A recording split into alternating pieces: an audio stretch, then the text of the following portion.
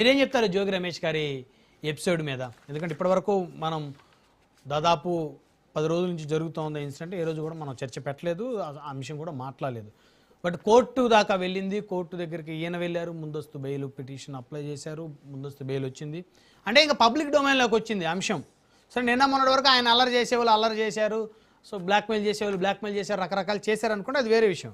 So ఇప్పుడున్నటువంటి పరిస్థితి ఏదైతే ఉందో ఆ కేసులో ఒక మాజీ మంత్రిగా ఉన్నటువంటి జోగి రమేష్ గారు నిజంగానే ఒక ఆడపిల్లని ఆ విధంగా మరి వారి కుటుంబం అంతా కలిసి హెరాస్ చేసిందా?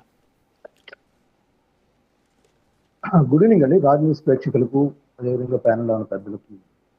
సో ఇప్పుడు ఆమె ఇచ్చిన ఇబ్రహీంపట్నం పోలీస్ స్టేషన్లో ఇచ్చిన కంప్లైంట్, ఆ తర్వాత కాలంలో వాళ్ళ కుటుంబాల మధ్య రాజీ వ్యవహారం, ఆ రాజీ వ్యవహారం ఎంతసేపటికి కుదరకపోవడంతో ఆ తర్వాత బయటికి వచ్చిన వీడియోలు మనం చూస్తా ఉన్నాం. అన్ని ఛానల్స్లో కానీ, యూట్యూబ్ ఛానల్స్లో కానీ, శాటిలైట్ ఛానల్స్లో కానీ.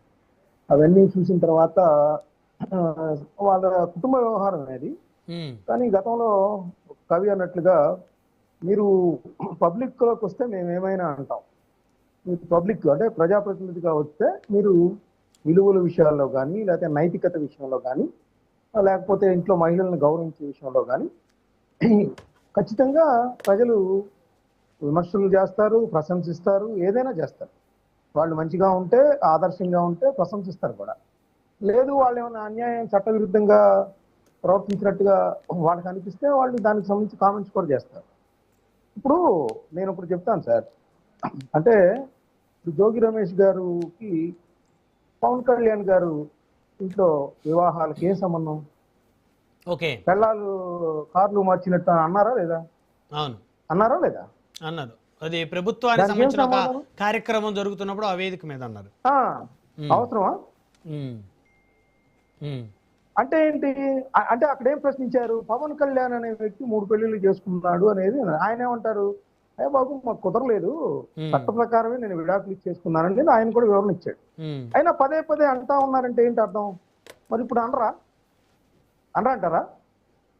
ఒక పక్కన అమ్మాయి తెలంగాణకు సంబంధించి ఆమె ఏం చెప్తోంది? అన్ని వీడియోలు చూస్తే 2 రాష్ట్రాలకు సంబంధించిన అంశం, అందరిని పెళ్లి చేశారు, నాకేం ఒక మతం అని చెప్పారు, ఇంకో మతం అన్నారు. తర్వాత మనం చూసాం కారు కొనిమ్మన్నారని, ఇంకేదో 2 కోట్లు, ఏదో రకరకాల ఆ వీడియోలో చూస్తుందే నేను మాట్లాడతాను. సో అవన్నీ చూసినప్పుడు ఏమనిపిస్తుంది? ఒక మాజీ మంత్రిగా, శాసనసభ్యులుగా, ప్రజాప్రతినిధిగా ఉన్నప్పుడు దీనికి వైఎస్ఆర్సీపీకి ఏం సంబంధం లేదు నా దృష్టిలో. అది పూర్తిగా పర్సనల్ ఫ్యామిలీ ఎఫ్ఐఆర్, ఫ్యామిలీకి సంబంధించిన వ్యవహారమే. కానీ అది వైఎస్ఆర్సీపీకి ఎట్లా గుదిబండగా అయిందంటే, ఇప్పుడు దువ్వాడ శ్రీనివాస్ గారి వ్యవహారం ఉంది, అది ఫస్ట్ ఫ్యామిలీ వ్యవహారమే. తర్వాత మరి ఆయన ఎందుకు సస్పెండ్ చేశారు? పార్టీకి చెడ్డ పేరు వచ్చేస్తుంది కదా. దువ్వాడ శ్రీనివాస్ గారి వ్యవహారం ఒక సంవత్సరాల తరబడి దాదాపు సంవత్సరం తర్వాత సస్పెండ్ చేశారు. అవును. ఇప్పుడు అరవ సత్యం గారు అరవ శ్రీధర్ గారు ఎందుకు ఆయన్ని పార్టీ విప్ నుంచి తొలగించారు చెప్పండి, రాజీనామా చేశారు?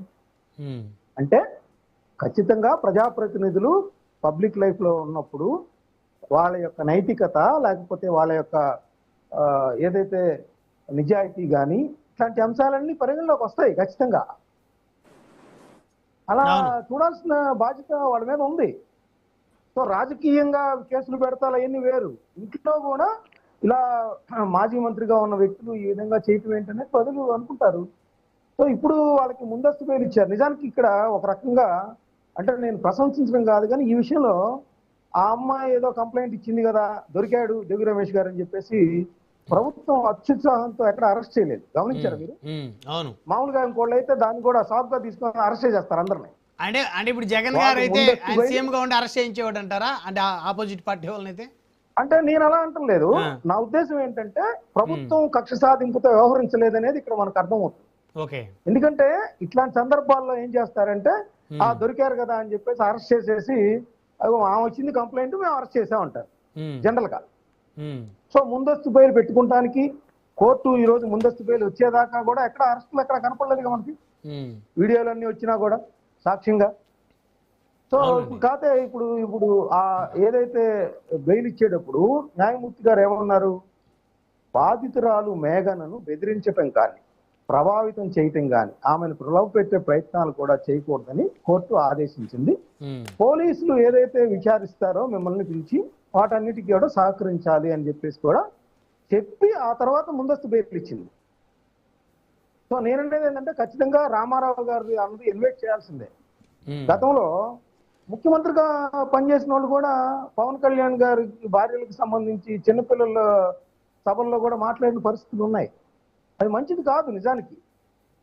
ఎవరు ఏ పార్టీ వాళ్ళు, తెలుగుదేశం వాళ్ళు మాట్లాడినా, జనసేన వాళ్ళు మాట్లాడినా, వైఎస్ఆర్సీపీ వాళ్ళు మాట్లాడినా, బీజేపీ వాళ్ళు మాట్లాడినా అది సరైన విధానం కాదు. గతంలో మనం చూస్తే నరేంద్ర మోడీ గారి తల్లి గారిని తెలుగుదేశం పార్టీకి సంబంధించిన వాళ్ళు విమర్శించారు కదా, తప్పు కదా అది.